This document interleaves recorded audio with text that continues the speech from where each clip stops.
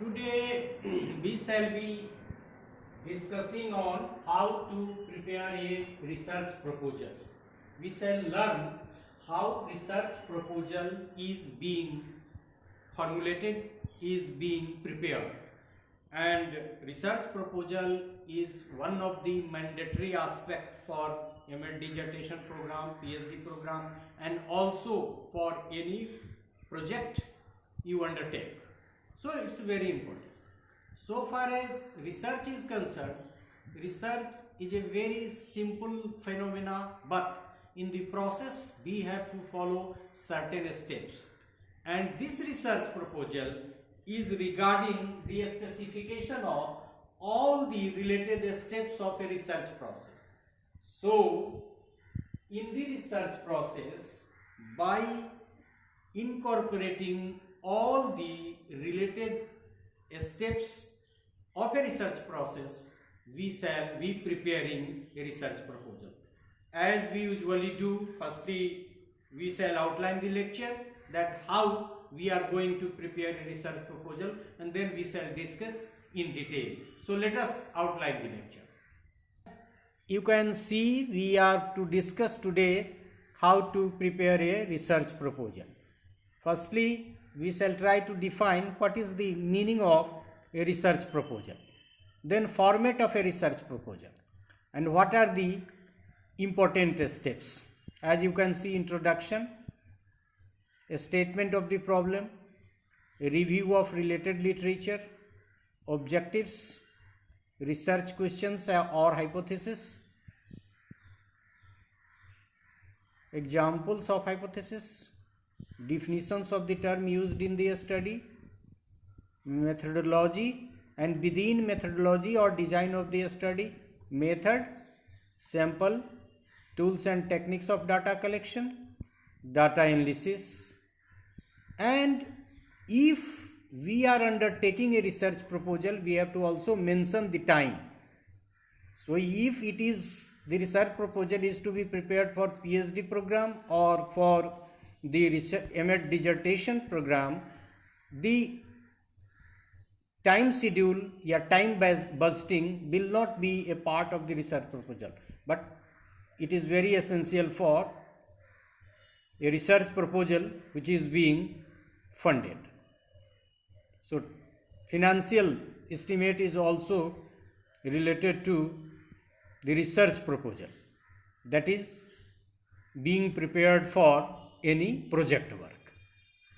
Then you can see, then references will be one of the integral part of every type of research proposal. This is the chapterization of a research, most useful for quantitative and also for survey research, but not for qualitative research. Qualitative research does not have any fixed format of its chapterization. So one example we shall discuss that has been prepared keeping in view the qualitative research. In nutshell, the essential components of a research proposal, which we have already incorporated in the beginning part, it is in nutshell. So these are the important, rather essential components in a research proposal, whether it is qualitative or quantitative. Then we shall also focus on funding aspect of research proposal. If you have to be funded, then you have to mention the funding aspect, and in this context we shall discuss the important agencies, ministries that fund the research, national, ministry level, and then international bodies instrumental for the funding of research proposal.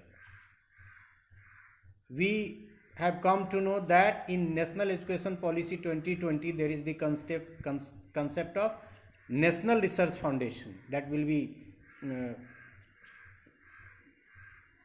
made instrumental for funding every form of research. And so keeping in view this NRF, we shall discuss research funding.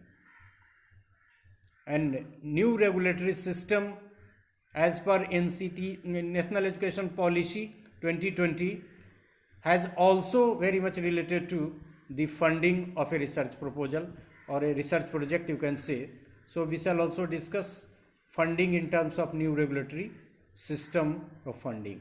And so this is new regulatory system and the funding for the research proposal. So this is all about the outline of the lecture. Now we shall discuss these aspects in detail. So let us start the lecture from beginning. So firstly we shall try to understand what is a research proposal. As I told in the beginning that research proposal gives a clear-cut picture about all the related steps of a research process. As we have already discussed regarding research, that in the process of research you have to follow certain steps. So how to write all the related steps of a research process is very much related to the research proposal. So research proposal provides a clear-cut picture about the research process and how the research will be undertaken. When we were outlining the lecture, we come to know that there will be introduction, there will be a statement of the aim, objective, hypothesis, data, sampling. So all these information will be incorporated in the research process, and so the role of a research proposal in the research process is like a blueprint, is like a map. जैसे यदि हमको कोई घर बनाना है तो बिना map के घर बनाएंगे तो गलती होने की संभावना रहेगी। उसी तरह से बिना कंप्लीट रिसर्च प्रपोजल के यदि हम रिसर्च को अंडरटेक करेंगे तो निश्चित रूप से हमारे रिसर्च में बहुत सारी गलतियां होंगी, बहुत सारी बाधाएं आएंगी। So let us define the research process. A research proposal is like a blueprint which conveys the plan of the research. Clear? It mentions every related aspect of entire research work to convey how the research work will be carried out.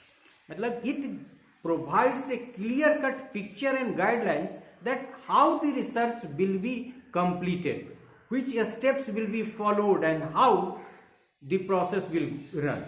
A research proposal is the plan of action which conveys to the researcher and other related individuals how the study will be conducted.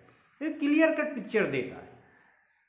Proposal is the indicator of time budget and budget for the funding. But time budgeting and budget funding related budget is not the essential component for the MAT dissertation proposal or PhD program proposal. It is very much useful for research funding. So that is for research that we have to get funded through different agencies. इसको हम लोग project कहते हैं. It is also an agreement, bond within the researcher and the institution funding agency. मतलब जब funding agency और जिस body की मदद से हम अपने किसी प्रोजेक्ट को कंप्लीट कर रहे हैं उसके बीच में ये एक एग्रीमेंट का ही काम करता है. जैसे टाइम, हम इतने दिन में इसको कर देंगे और ये कि इस रिसर्च प्रपोजल की मदद से प्रोजेक्ट को करने में हमको इतने पैसे की जरूरत है. In this sense it is an agreement. So far as the MEd programme और PhD is concerned, the agreement is not so defined. Though there is some sort of agreement कि आपको तभी ये डिग्री मिलेगी जब आप इसको कंप्लीट कर लेंगे, ये स्टेप्स को फॉलो करेंगे. Format. Now we shall discuss the format of a research proposal and what are the important format of a research proposal. That is first will be the title page. ये it is essential for every type of research proposal. और title page में क्या क्या होगा, problem, जो आपका research का problem है उसको लिखना पड़ेगा, रिसर्चर कौन है उसका नाम, गाइड का नाम, सुपरवाइजर का नाम, यूनिवर्सिटी का नाम या फिर फंडिंग एजेंसी है जैसे यूजीसी है, ICSSR है या कोई भी। फिर मोनोग्राम यदि अवेलेबल है तो यूनिवर्सिटी का मोनोग्राम, और क्लियरली स्टेटेड रिसर्च प्रॉब्लम, मतलब रिसर्च प्रॉब्लम जो होना चाहिए वो क्लियरली स्टेटेड होना चाहिए, वो ब्रीफ होना चाहिए, पिन पॉइंटेड होना चाहिए, लेकिन कंप्रिहेंसिव होना चाहिए, ताकि जितने भी रिलेशनशिप की बात वो करता है प्रॉब्लम वो क्लियरली इंडिकेटेड हो, मेंशन्ड हो। So the first aspect of a research proposal is the title page, that is very essential. वो अलग से एक पेज होगा जिसपे टाइटल होगा, टॉपिक, फिर जो बेसिक इंफॉर्मेशन है about the guide, about the student, about the university, और फिर उससे रिलेटेड और बातें होंगी। उसमें भी लिखा रहेगा कि partial fulfilment of any programme, या फिर फंडिंग एजेंसी का नाम, और फिर मुख्य रूप से that has to be clearly stated the problem of the research. Then the next aspect of the research proposal is introduction. So you have to introduce, and introduction doesn't mean like a text. Introduction means you have to introduce the problem, you have to show the research need, why it is so essential. So there will be some related aspect of a introductory part of the research proposal, background of the study, entire topic of the study is to be introduced. उसके जितने भी variables आपने लिए हैं, उसके जो problem आपने लिए हैं, उस सब का एक जस्टिफिकेशन आपको देना पड़ेगा। Then rational, why you have undertaken this particular study, review, और रिव्यू की मदद से हम एक तो रिसर्च गैप को भी दिखाते हैं और दूसरी तरफ ये बताने का प्रयास करते हैं कि हमारा जो प्रॉब्लम है वो यूजफुल कैसे है। So review, justification of the variables taken, हमने पहले ही कहा कि ये वेरिएबल ही आपने क्यों चूज किया है, whether it is dependent variable और independent variable, how it will influence the education in some way और अदर। मतलब इंट्रोडक्शन आपको जनरली बहुत लोग गलती करते हैं कि जब आप रिसर्च को राइट भी करते हैं, जिसको हम लोग, एक तो रिसर्च प्रपोजल हो गया, दूसरा रिसर्च की जो मेन बॉडी आप लोग तैयार करते हैं, रिपोर्ट राइटिंग, जिसको रिपोर्ट, तो रिपोर्ट राइटिंग में भी आप लोग गलती करते हैं बहुत सारे लोग कि उसको आप लोग किताब की तरह लिख देते हैं, तो सम वेरिएबल इज डिफाइंड, फिर another variable is defined, this is not the purpose. You have to justify the problem undertaken, you have to justify the variables undertaken, and you have to show with the help of the review that your problem is very relevant. This problem is not being taken in the same form by others. तो research gap उसी को कहते हैं कि ये हुआ है, ये हुआ है, ये हुआ है, लेकिन ये काम अभी बाकी है। तो इंट्रोडक्शन में आपको background of the study, rational, review, justification of the variables undertaken, variable taken, and how it will influence the education in some way or other. इतनी चीजों की चर्चा करके तब आपको इंट्रोडक्शन करना होगा, और जहां आपका इंट्रोडक्शन खत्म होगा वहीं आप स्टेटमेंट ऑफ द प्रॉब्लम कहते हैं, कि अनाउंस करते हैं कि हम इस टॉपिक पे काम करने वाले हैं। So the next step is statement of the problem, and all these aspects are related. A statement of the problem, और ये स्टेटमेंट ऑफ द प्रॉब्लम कोई ऐसी नई चीज नहीं है, मतलब जो आपका प्रॉब्लम है उसी को स्टेट करना, लेकिन उसको हम, उसकी एक हायरार्की होगी, उसका एक फ्लो होगा कि जैसे आप प्रॉब्लम को जस्टिफाई किए, वेरिएबल को जस्टिफाई किए, रिव्यू की मदद से दिखाया कि रिसर्च गैप है, आप अपने प्रॉब्लम को रेशनल बताया, फिर ये भी बताने की कोशिश की कि ये कैसे फंड ऑफ नॉलेज को कंट्रीब्यूट करेगा, और तब जब सारे एस्पेक्ट को आपने जो प्रॉब्लम यहाँ लिया टाइटल पेज में उसको डिस्कस कर लिया, तो अंत में आप प्रोनाउंस करते हैं कि मेरा जो रिसर्च का प्रॉब्लम है this, and this is nothing but the statement of the problem. So topic when introduction ends, we state, in brief, the statement of the problem is this: a study of, जो problem वहां था, ये study of creativity among secondary school students in relation to ethnicity. यदि आपका problem है तो इसी को स्टेट कर देना, इसी को स्टेटमेंट ऑफ द प्रॉब्लम कहते हैं. Then you have to mention review. इसको आप पूरा लिख सकते हैं, रिव्यू ऑफ रिलेटेड लिटरेचर, लेकिन हम रिव्यू ही लिखेंगे यहां. उसको आप पढ़ेंगे रिव्यू ऑफ रिलेटेड लिटरेचर. तो रिव्यू ऑफ रिलेटेड लिटरेचर में क्या होगा, तो the next part of our research proposal will be writing the review of related literature, and review includes the theoretical background of the problem, the already carried out research work in the related area. ये दो theoretical background of the problem, कि कहां से दिमाग में आया, कैसे हुआ, कैसे आपने इस प्रॉब्लम पे सोचा कि इसको करना चाहिए, ये सारी चीज़ों में, और फिर दूसरे लोगों ने क्या कहा है, कैसे किया है, और फिर उससे आप संबंध स्थापित करिए. The researcher presents a background from existing literature to justify his her work to be taken and to find out the research gap.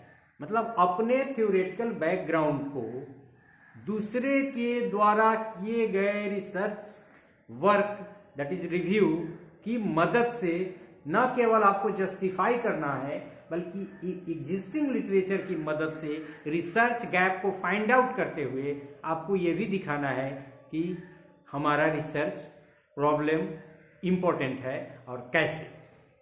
Then identified gaps help the researcher to present the relevance and rationale of the proposed study.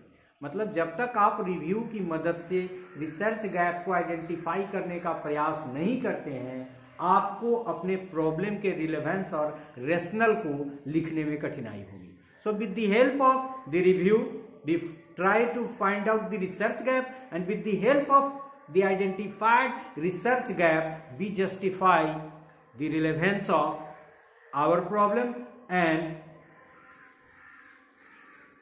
provide rationale of undertaking the research problem. Then after review, the important aspect of the research process is objectives.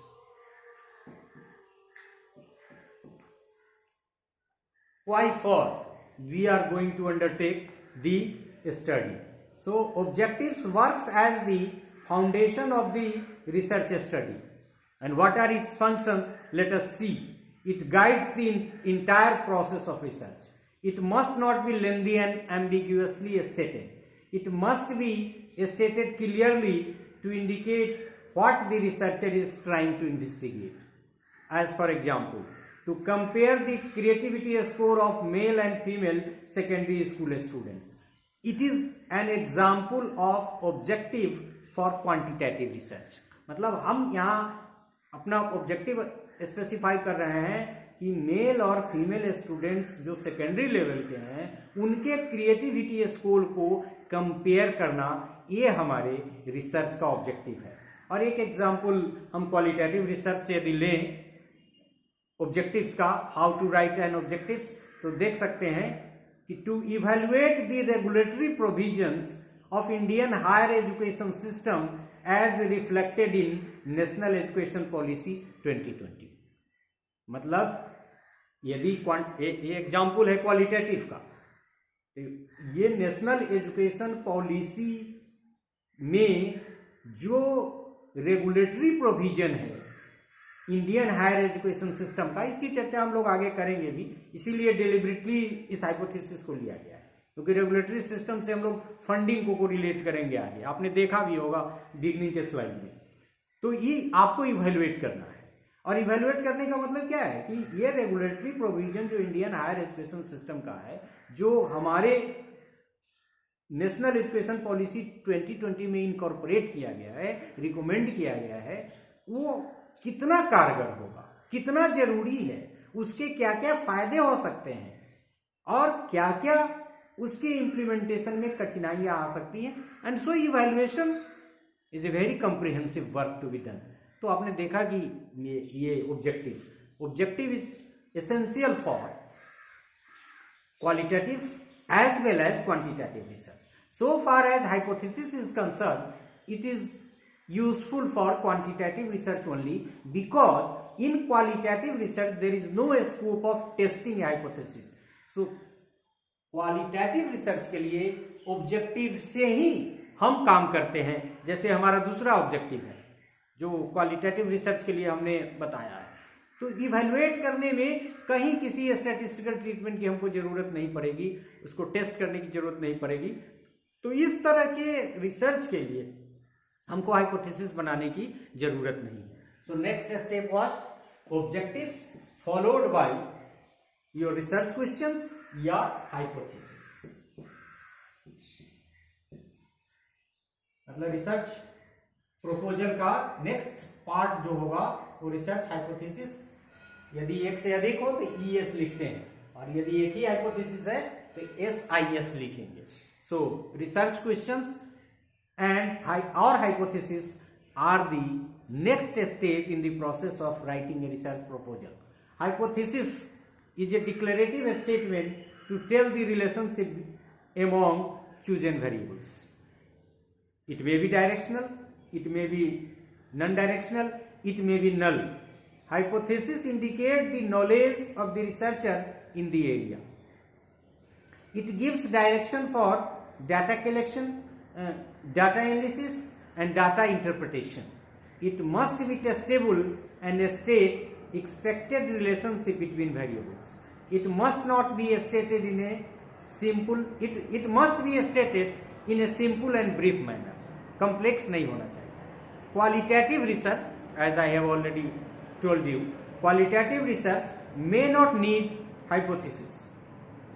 And let us see some examples of hypothesis.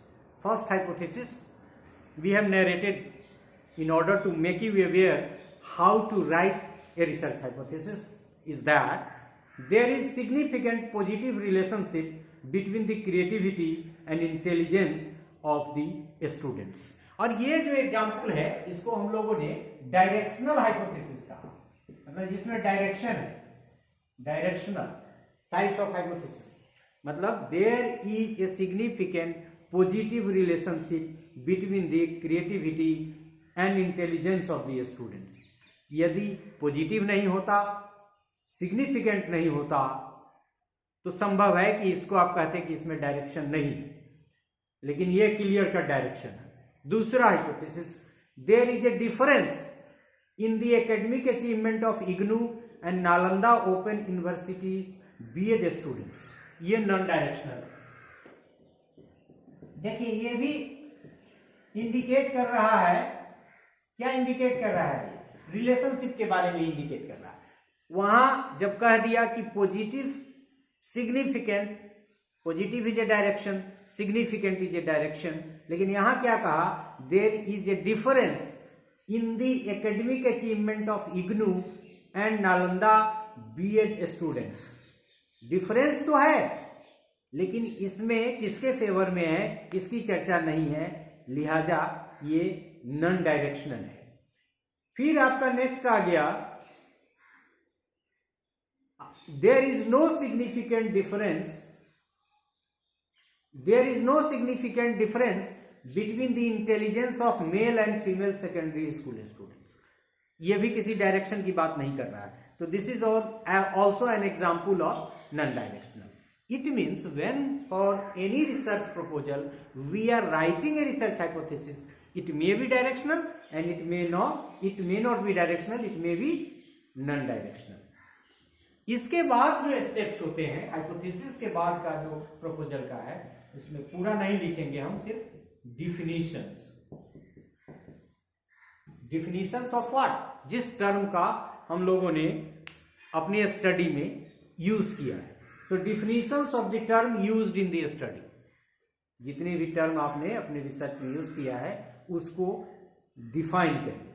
All the concept taken in the study be defined in the way it has to be discussed used in the study. A constitutive definition and the operational definition. मतलब कैसे आप अपने research में इसका इस्तेमाल कर रहे हैं, और यदि कोई ऐसा टर्म है जिसको मेजर करना है, जैसे मान लीजिए क्रिएटिविटी को मेजर करना है, आपको इंटेलिजेंस को मेजर करना है, तो यह बताना पड़ेगा कि इसको आप अपनी इस पर्टिकुलर स्टडी में जो आप अंडरटेक कर रहे हैं कैसे मेजर कर रहे हैं. और this is the meaning of operational definition. So the constitutive definition और the operational definition means the way these terms will be used in the study that have to be defined. And then the most important aspect that is very comprehensive in nature, you can also say not method, methodology. इसी को design भी कहते हैं, design और methodology. मतलब आप कैसे करेंगे, और उसमें मेथोलॉजी में बहुत सारी चीजें आती हैं और उन सारी चीजों को इनकॉर्पोरेट करना पड़ेगा. Then you will get the methodology aspect completed which is also known as design. मतलब उसमें मेथड होगा, मतलब मेथड ऑफ रिसर्च. कुछ मेथड का नाम हमने यहां लिखा है, पढ़ देता हूं. इसके आगे भी बहुत सारे मेथड्स हो सकते हैं, लेकिन ये क्वांटिटेटिव भी, इसमें क्वांटिटेटिव भी है, क्वांटिटेटिव भी है, क्वालिटेटिव भी है. So method survey, historical, philosophical, experimental, correlational, ethnography, phenomenology, grounded theory, case study, biographical study. इतने मेथड्स की चर्चा हमने की है. ये आमतौर पे survey, historical, philosophical, experimental, correlational का इस्तेमाल करते हैं, और यदि सोशियोलॉजिकल स्टडी है तो इथनोग्राफी, फेनोमेनोलॉजी वगैरह का भी हम लोग इस्तेमाल करते हैं. और फिर ग्राउंडेड थ्योरी, किसी थ्योरी को, हालांकि ये क्वालिटेटिव रिसर्च का पार्ट है, लेकिन इसकी मदद से यदि हम किसी थ्योरी को एस्टैब्लिश करने की कोशिश करते हैं तो ग्राउंडेड थ्योरी. फिर केस स्टडी, और फिर बायोग्राफिकल स्टडी, किसी व्यक्ति, किसी संस्था, जनरली तो व्यक्ति पे ही बायोग्राफिकल स्टडी होती है. मतलब यह कि मेथड में आपको क्लियरली ये मेंशन करना है रिसर्च प्रपोजल में कि आप अपने प्रेजेंट रिसर्च में किस मेथड का इस्तेमाल करने जा रहे हैं. ये सर्वे है, एक्सपेरिमेंटल है, कैजी एक्सपेरिमेंटल है, जो इसमें मेंशन नहीं है, कोरिलेशनल है, इथनोग्राफिक है, या फिर कौन सा मेथड है. मतलब मेथोडोलॉजी में, यहां मेथोडोलॉजी हमने लिखा तो इसमें इसके मुख्य पार्ट में क्या क्या आ जाएगा. एक तो मेथड, मतलब कौन सा मेथड है ये क्लियरली मेंशन कीजिए. आप कहीं भी जब रनिंग मैटर लिखते हैं तो उसको हाईलाइट कर दीजिए, क्योंकि कोई भी आदमी ऐसे देखे तो उसको नजर आ जाए कि अच्छा मेथड इसमें कौन सा है. ऐसा नहीं कि पूरा पढ़ के खोज के कोई निकाले, पूरा डिस्क्रिप्शन आपने थ्योरेटिकल दे दिया और बाद में कहीं बीच में कोने में डाल दिया है जो किसी को दिखे भी नहीं, पूरा टेक्स्ट पढ़े के बिना. तो ये साइंटिफिक राइटिंग नहीं है. आपको राइटिंग में उसको हाईलाइट कर देना चाहिए कि ये कौन मेथड है, वो सर्वे है या एक्सपेरिमेंटल है या कोई और है. दूसरा जो हमारा मेथोडोलॉजी का पार्ट है वो है सैंपल. और आप सभी जानते हैं probability sampling and non probability sampling. या तो पहले तो प्रोबेबिलिटी होगा, और प्रोबेबिलिटी है तो उसमें कौन है, नॉन प्रोबेबिलिटी है तो उसमें कौन है. दोनों चीजें आपको लिखनी पड़ेगी कि एक तो प्रोबेबिलिटी है या नॉन प्रोबेबिलिटी है. यदि प्रोबेबिलिटी है तो उसके बहुत सारे काइंड है, नॉन प्रोबेबिलिटी और नॉन प्रोबेबिलिटी दोनों के काइंड है. तो पहले प्रोबेबिलिटी है, नॉन प्रोबेबिलिटी है, और यदि है तो उसका फर्दर कौन सा मेथड है. यदि प्रोबेबिलिटी है तो स्ट्रेटिफाइड रैंडम सैंपलिंग है, या इधर है तो क्या वो एक्सीडेंटल है या फिर कोई और पर्पसिव है या कौन है, तो non probability. And for your kind information, हमने लेक्चर के माध्यम से एक कंप्लीट पैकेज अभी सैंपलिंग टेक्निक पे हमने डाल दिया है. छोटा बड़ा करके, बड़ा तो कोई नहीं होगा उसमें, छोटा ही ज़्यादा है, आधा घंटा से ज़्यादा का कोई लेक्चर उसमें होगा नहीं, लेकिन छोटा 10 मिनट या उससे भी कम का हो सकता है.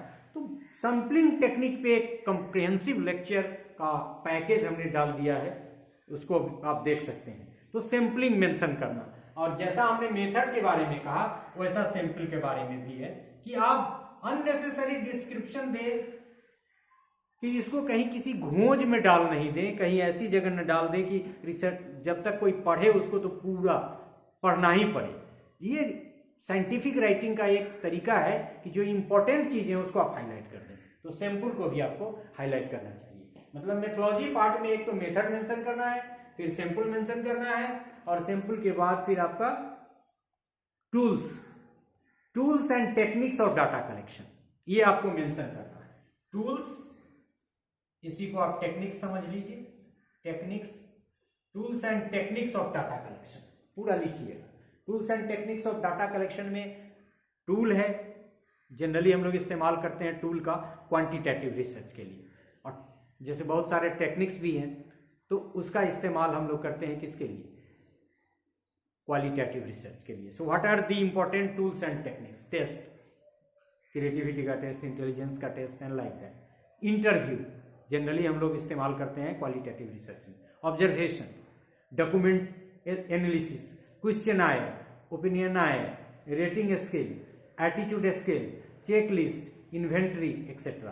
तो जब भी हम यहां मेंशन करेंगे तो टूल्स एंड टेक्निक्स आपका कौन है? हो सकता है आपका एक से अधिक हो, इंटरव्यू भी हो, क्वेश्चनायर भी हो, ओपिनियनायर भी हो, ऑब्जर्वेशन भी हो, तो आप सारे को मेंशन करिए। लेकिन ये इंटीग्रल पार्ट है मेथोलॉजी का कि आपको टूल्स एंड टेक्निक्स का डिस्क्रिप्शन देना है। और हमने पढ़ा कि आमतौर पे हम इस्तेमाल करते हैं test, interview, observation schedule, document analysis, questionnaire, opinionnaire, rating scale, attitude scale, checklist, inventory etcetera. Then data analysis, इसके बाद ही इसी का पार्ट है यहाँ मेथड। ये जैसे यहाँ कर रहे हैं हम लोग, यहाँ कर ऐसे कर रहे, तो ये नेक्स्ट मेथड, सैंपल और टूल्स एंड टेक्निक्स के बाद हमारा डाटा एनालिसिस। अब डाटा एनालिसिस में आपको क्या करना है? क्वालिटेटिव है तो इंटरनल एंड एक्सटर्नल क्रिटिसिज्म लिखना पड़ेगा, डॉक्यूमेंट स्टडीज लिखना पड़ेगा, कंटेंट एनालिसिस एक्सेट्रा लिखना पड़ेगा। और यदि क्वालिटेटिव रिसर्च है आपका, सॉरी क्वालिटेटिव का तो हमने पढ़ ही दिया, यदि क्वांटिटेटिव रिसर्च है तो आपको स्टैटिस्टिकल टेक्निक की जानकारी देनी होगी। लिहाजा आपको लिखना पड़ेगा कि mean, standard deviation, T value, correlation, या फिर और भी किसी तरह का, मान लीजिए कि आपने इन्फरेंशियल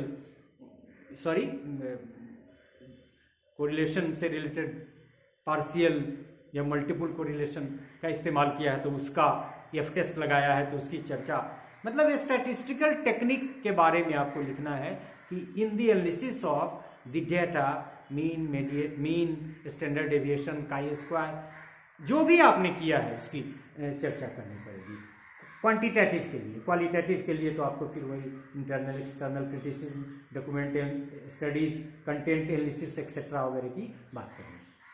तो यहाँ तक मतलब यदि हम रिसर्च प्रपोजल के मेन एस्पेक्ट की बात करें तो title page, introduction, statement of the problem, review of related literature, objectives, hypothesis, definitions of the term used in the study, methodology और डिजाइन। और मेथोलॉजी और डिजाइन में मुख्य रूप से हमको method, sample, tools and techniques of data collection, data analysis और किस तरह से हम डाटा एनालिसिस कर रहे हैं इतने का डिस्क्रिप्शन देना होगा। यदि हमको पीएचडी थीसिस का रिसर्च प्रपोजल बनाना हो या एमएड प्रोग्राम में भी रिसर्च प्रपोजल बनाना हो तो इतना लिखने से हमारा काम चल जाएगा। उसके बाद हम लोग चैप्टराइजेशन वगैरह करेंगे जो आगे फिर आएगा। लेकिन रिसर्च प्रपोजल को यदि फंड कराना है तो उसके दो एस्पेक्ट बहुत इंपॉर्टेंट है कि उसमें आपको टाइम का बजटिंग देना पड़ेगा और फिर फिनेंशियल बजटिंग का देना पड़ेगा। इसका मतलब यह हुआ कि रिसर्च प्रपोजल में आपको इसकी चर्चा करनी पड़ेगी कि हमको रिसर्च करने के क्रम में डिफरेंट जो स्टेप्स हैं उसमें इतना टाइम लगेगा और फिर कुल इतना टाइम लगेगा। उसी तरह से रिसर्च फंडिंग के लिए आपको बताना पड़ेगा कि इस मद में इतना, इस मद में इतना, इस मद में इतना, इस मद में इतना और कुल इतने खर्चे में ये रिसर्च प्रपोजल कंप्लीट हो जाएगा।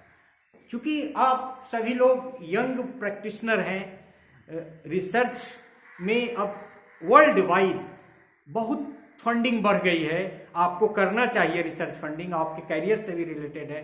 आप यदि एज ए रिसर्च स्टूडेंट सारा ज्ञान फंडिंग का, टाइम वेस्टिंग का प्राप्त कर लेते हैं तो आपको रिसर्च प्रपोजल लेने में बड़ी सहूलियत होगी, और वो आने वाले दिनों में आपके, यदि आप असिस्टेंट प्रोफेसर भी हो जाते हैं तो आपके कैरियर से जुड़ा हुआ है।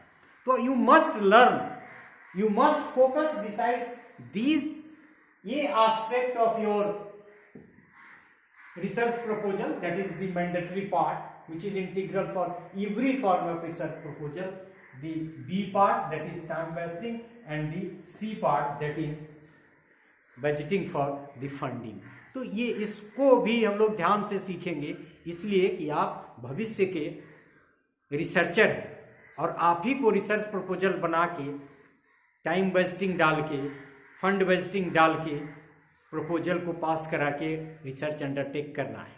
और इस पे हम लोग खास के जो ये फिनेंशियल एस्पेक्ट है, इस पे हम लोग आगे भी काम करेंगे और आपको ये भी बताने का प्रयास करेंगे कि कितनी सारी एजेंसियां हैं जो फंड कर रही हैं। सो टाइम वेस्टिंग पे हम लोग थोड़ी सी पहले बात करें।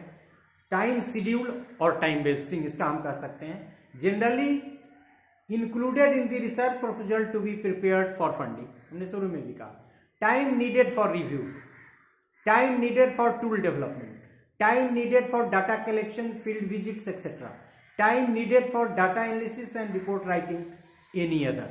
मतलब हमने आपको हिंट किया कि यदि आप टाइम वेस्टिंग कर रहे हैं तो पहला वेस्टिंग ये कीजिए कि रिव्यू में आपको कितना टाइम चाहिए, कितना लगेगा, क्योंकि आप रिसर्चर है, फील्ड में जानते हैं।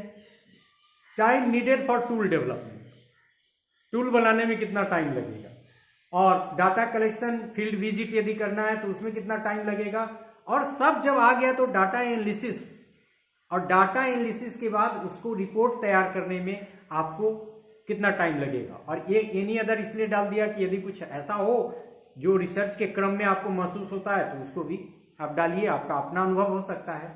और इन सारे में बताए गए टाइम को यदि जोड़ दीजिएगा कि इसमें इतना, इसमें इतना, इसमें इतना, इसमें इतना, तो लग जाएगा कि इतने समय में इस रिसर्च प्रपोजल को कंप्लीट किया जा सकता है। So it is very easy, just you divide the time in the light of all the related steps of research process. Then budget और financial estimate for a study that needs funding, ये भी जरूरी है, उसी के लिए हमने शुरू में कहा।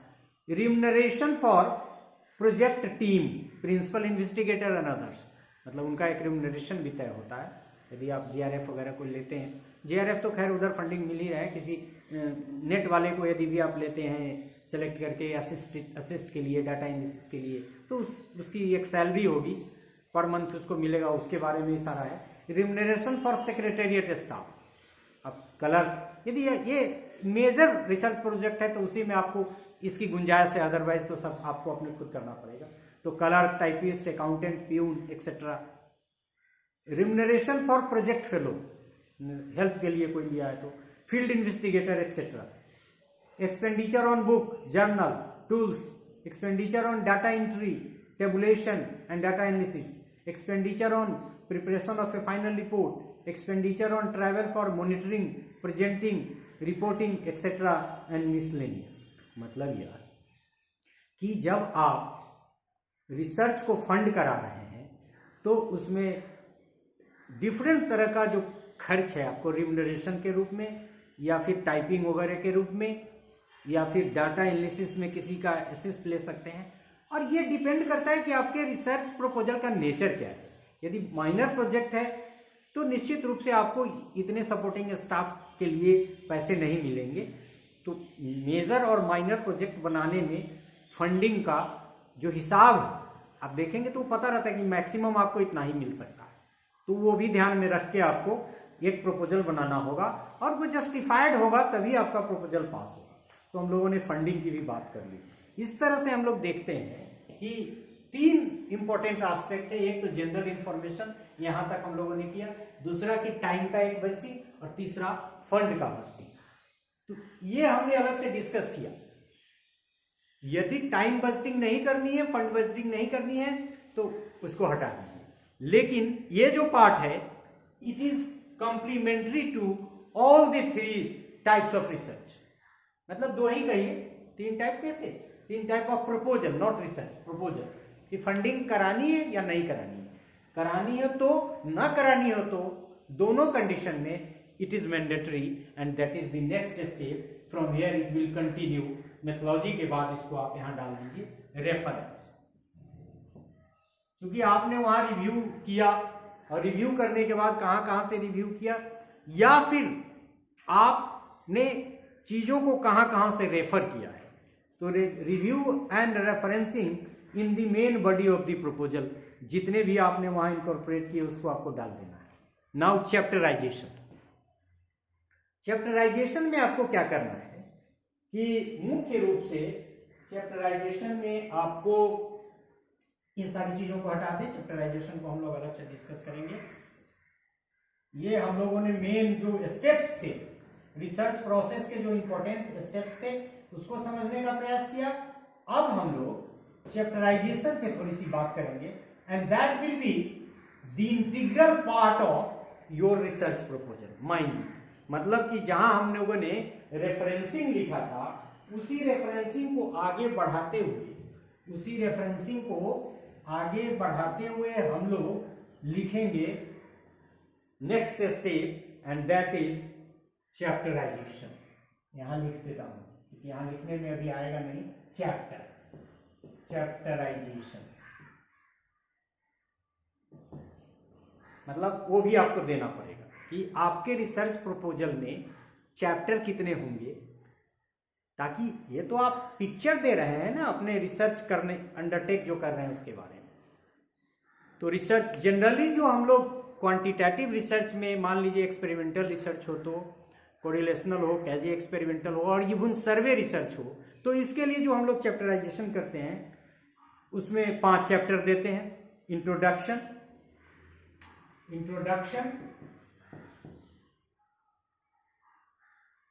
दूसरा रिव्यू ऑफ रिलेटेड लिटरेचर, तीसरा डिजाइन या मेथोलॉजी, आपने अभी देखा इसको मेथोलॉजी भी, चौथा analysis and interpretation of data, analysis and interpretation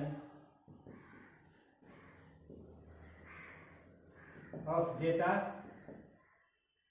and पांचवा फाइंडिंग्स एंड कंक्लूजन।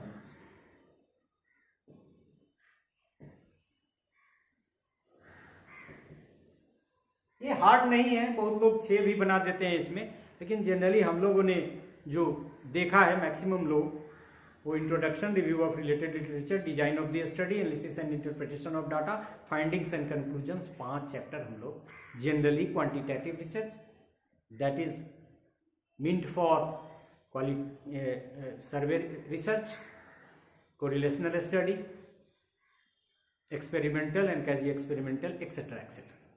तो different for different method of study, survey, experimental, historical, philosophical, सब के लिए एक तरह का चैप्टराइजेशन नहीं है।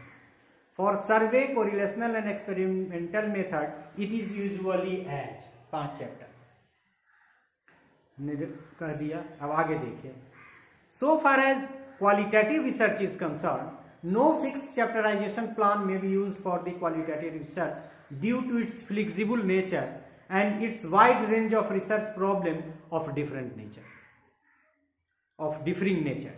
Example, against a philosophical research problem, हम एक प्रॉब्लम लेके उसका एक चैप्टराइजेशन बना देते हैं, और ये आपको बता रहे हैं कि क्वालिटेटिव रिसर्च के नेचर पे चैप्टराइजेशन डिपेंड करेगा, दैट इज वेरी फ्लेक्सिबल। तो उसका कोई हार्ड एंड फास्ट फॉर्मेट हम तय नहीं कर सकते हैं। एक एग्जाम्पल लेके और हम आपको समझा देते हैं। हमने एक प्रॉब्लम लिया, उस प्रॉब्लम का नाम रखा a study of the educational thought and ideals of Pandit Shri Ram Sharmacharya, ये प्रॉब्लम है। इस प्रॉब्लम के लिए हम लोगों ने चैप्टर रखा, चैप्टर 1 रखा introduction, life history of Pandit Shri Ram Sharmacharya, जन्म से लेके उनको educational thoughts and ideals of Pandit Shri Ram Sharma Acharya, ये तीसरा चैप्टर। चौथा, Pandit Shri Ram Sharma Acharya and contemporary educational thinkers, ये एक चैप्टर बनाया जिसमें पंडित श्री राम शर्मा और डिफरेंट जो कंटेम्पोररी एजुकेशनल थिंकर्स है उनके थॉट्स आपस में कहाँ मिलते जुलते हैं और कहाँ कंट्राडिक्टरी होती है। लिहाजा इसमें कंपेरिजन करेंगे कि वो भी आइडियलिस्ट है, ये भी आइडियलिस्ट है, कैसे ये यहाँ प्रैग्मेटिस्ट दिखते हैं, किसकी तरह दिखते हैं, तो इनकी तरह दिखते हैं। अमुक इस तरह से देव संस्कृति एक यूनिवर्सिटी है, देव संस्कृति विश्वविद्यालय and Pandit Shri Ram Sharma Acharya in its functioning, मतलब उनका जो आइडियल्स है उस यूनिवर्सिटी का, उनके जो कोर्सेज हैं उसमें पंडित श्री राम शर्मा आचार्य कैसे रिफ्लेक्ट हो रहे हैं, एक चैप्टर ये बन सकता है। एंड लास्ट में वहाँ चूंकि फर्स्ट चैप्टर में इंट्रोडक्शन में ऑब्जेक्टिव्स होगा, हमने पहले ही कहा कि क्वालिटेटिव रिसर्च में हम लोग जनरली टेस्टिंग नहीं करते हैं, इसलिए हाइपोथेसिस नहीं बनाते हैं, तो जो हमारे ऑब्जेक्टिव्स हैं उसको ध्यान में रख के हम जो ऑब्जेक्टिव बनाते हैं उसकी फाइंडिंग्स एंड कंक्लूजन्स भी फिफ्थ चैप्टर में लिखेंगे। मतलब हमने एक एग्जाम्पल दिया कि यदि हम पंडित श्री राम शर्मा आचार्य के दार्शनिक एवं शैक्षिक पक्ष पे शोध कार्य कर रहे हैं तो इसका चैप्टराइजेशन डिफरेंट होगा। लेकिन यदि हम किसी बायोग्राफिकल स्टडी यदि किसी पे कर रहे हैं, दिनकर के शैक्षिक पक्ष पे यदि हम काम कर रहे हैं, तो इसमें जो चैप्टराइजेशन होगा दैट विल बी डिफरेंट। हो सकता है उसमें एक चैप्टर हम ये बना दें कि Dinkar as reflected in his ये poems and other aspect as reflected in, उनकी एक बड़ी गद्य की रचना है संस्कृति के 4 अध्याय, तो हम लिख दें कि संस्कृति के 4 अध्याय में, तो वो डिपेंड करेगा कि आप रिसर्च में क्या कर रहे हैं। इसीलिए हमने कहा कि in quantitative research we may have 5 fixed chapters as these, but in qualitative research it is very difficult to say that there will be this much chapter and that much chapter, that depends on the nature of the problem. तो ये हम लोगों ने chapterisation को भी discuss कर दिया। Essential components of a research proposal, weather it is qualitative and quantitative, जितनी चीजें हमने वहां डिस्कस किया उसी को अब नट सेल में डाल रहे हैं। तो title of the problem, introduction, मतलब कौन कौन सा एसेंशियल कंपोनेंट है रिसर्च प्रपोजल का, पहला टाइटल ऑफ द प्रॉब्लम, दूसरा इंट्रोडक्शन, तीसरा स्टेटमेंट ऑफ द प्रॉब्लम, चौथा review of related literature, next objectives of the study, next hypothesis, next definitions of the specific term used in the study, next delimitations, next design or methodology of the study, methods of data analysis and interpretation, next references, and of course the plan of chapterization. So these are the essential. Now we shall discuss only on the funding aspect, how the funding in research proposal is being done, and this is specifically incorporated for this purpose that you as a new researcher could know how funding can be taken, what are the agency that fund. So this aspect of lecture is only focused on the funding bodies. So what are the मतलब funding और funding bodies पे हम लोग ये अब जो further discussion करेंगे वो फंडिंग पे ही करेंगे। सो फंडिंग में जनरली मिनिस्ट्रीज फंड करती है और नेशनल बॉडीज फंड करती है, इंटरनेशनल बॉडीज फंड करती है। और यदि हम आगे कहें तो मिनिस्ट्री में सारा, हो सकता है इसमें सारा लिस्ट नहीं हो, हमने इसको इनकॉर्पोरेट करने की कोशिश की है, बहुत सारी लिस्ट छूट जाएंगे क्योंकि कुछ एजेंसी है जो फंड करती है तो कई तरह से फंड करती है, तो ये फंडिंग की जो हायरार्की है या फंडिंग का जो स्ट्रक्चर है वो थोड़ा सा ओवरलैपिंग होती है। फिर भी मिनिस्ट्रीज एंड प्रोजेक्ट फंडिंग, मतलब जो प्रोजेक्ट फंडिंग करती है मिनिस्ट्रीज, उसमें कौन कौन सी मिनिस्ट्री है, ministry of Ayush, ministry of environment, ministry of food processing, ministry of non conventional energy sources, ministry of power, ministry of water resources, department of education, department of scientific and industrial research, ministry of defence, और फिर national bodies. आमतौर पे हम लोग उसी के बारे में जानते हैं और उसी के बारे में थोड़ी बहुत हम लोगों को जानकारी रहती है। So national bodies and project funding, university grant commission, ये तो आप लोग जानते ही होंगे। Indian council of social science research, ये आपके लिए ज्यादा जरूरी है। Indian council of historical research, history से रिलेटेड हो तो। Indian council of philosophical research, philosophical aspect से। Department of science and technology, department of biotechnology, Indian council for cultural relation, centre for scientific and industrial research, science के लिए ICSSR, CSIR।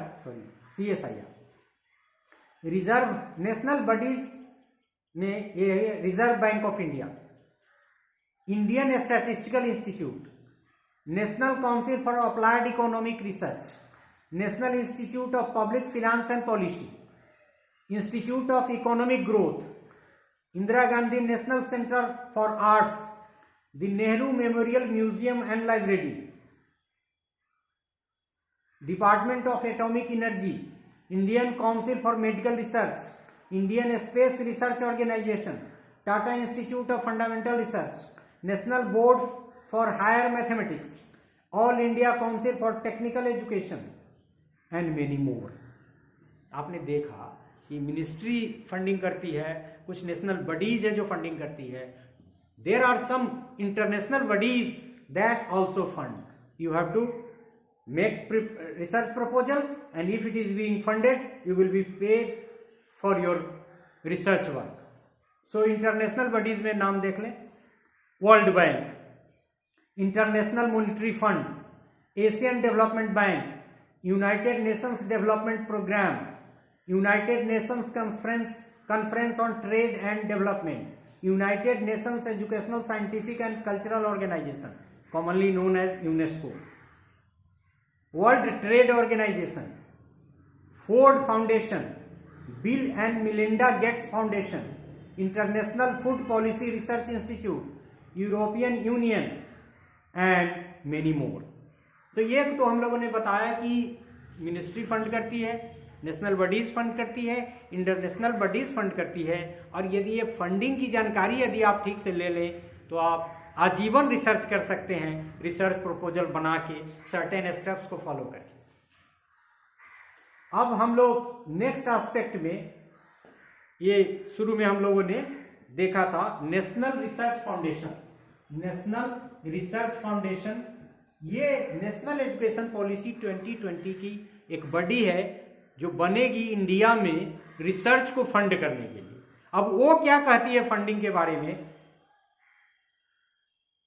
इसके बारे में भी आपको जानना चाहिए कि किस तरह का स्कोप है इसमें। The national education policy 2020 recommends for the establishment of national research foundation, perhaps due to the reason that India as a country invest on research and innovation only 0.69% of its GDP as compared to USA 2.8%, Israel 4.3%, south Korea 4.2%। ये national education policy में ही mention है, ये data भी हमने कहीं अलग से नहीं लिया, it is one of the part of national education policy 2020। National research foundation as a national research funding body will be governed independently by a rotating board of governors consisting of the very best researchers and innovators across fields। ये बनाया जाएगा funding. अभी ये चूंकि recommendation में ही आया है, लेकिन आपको ये जानना चाहिए कि आने वाले दिनों में नेशनल रिसर्च फाउंडेशन की मदद से आपको फंडिंग होगी, तो उसके बारे में भी हमको लगा कि आपको जानकारी दे देना उचित होगा। Institutes currently funding will continue independently fund research according to their priorities and needs। मतलब जो अभी एग्जिस्टिंग फंडिंग बॉडी है इसको बंद नहीं किया जाएगा एनआरएफ के आने से। NRF will carefully coordinate with other funding agencies like Department of Science and Technology, Department of Atomic Energy, Department of Biotechnology, Indian Council of Agriculture Research, Indian Council of Medical Research, Indian Council of Historical Research, University Grant Commission, as well as various private and philanthropic organizations. मतलब जो corporate वगैरह की funding है, जो private funding है, उस सब के को भी एक कोऑर्डिनेट करेगा. एक तो बंद नहीं की जाएगी दूसरी एजेंसी जो फंड कर रही है, और ये उससे कोऑर्डिनेट भी करेगी. और ये भी मेंशन है नेशनल एजुकेशन पॉलिसी में. National education policy 2020 recommends for, अब ये इसको छोड़ दें, ये फंडिंग मतलब एक तो हमने डिस्कस किया कि जितनी फंडिंग बॉडीज है 3 में डिस्कस किया, ministry, national body, international body, फिर हमने एनआरएफ की बात की. अब ये न्यू रेगुलेटरी सिस्टम इंडिया में, जो ये national education policy 2020 regulatory body को 4 भाग में बांटा है, और उसमें एक बॉडी है जो सिर्फ फंड करेगी. उसके बारे में हम लोग विस्तार से थोड़ा जान लें. So national education policy 2020 recommends for an uniform and comprehensive regulatory body except law and medicine. एक लॉ और मेडिसिन उसमें नहीं आएगा रेगुलेटरी बॉडी में के अंदर में, बाकी सारी बॉडीज उसमें आ जाएगी. It also states that the role of different regulatory body will become different, and as a member of General Education Council, the 4th parallel of regulatory body, they will be working for their respective fields as a suggesting bodies. देखिए, एक मतलब अब जो regulatory body काम करेगा, सबसे बड़ी body होगी इंडिया में, उसका नाम होगा higher education commission of India. और higher education commission of India के अंदर में 4 पैरेलल विल वर्क. और वो 4 पैरेलल कौन कौन है? 4 distinct bodies will work for, मतलब उसका काम मतलब रेगुलेटरी बॉडी को 4 भाग में बांटा. जो काम करेगा इंडियन हायर एजुकेशन कमीशन के तहत में, और वो कौन कौन से काम करेंगे? एक करेगा रेगुलेशन, दूसरा एक्रीडेशन, तीसरा grant and academic standard setting. Regulation, accreditation, grant and academic setting, they namely and respectively are national higher education regulatory council. ये क्या काम करेगा? रेगुलेशन का. नेशनल एक्रीडेशन काउंसिल, ये क्या काम करेगा? एक्रीडेशन का.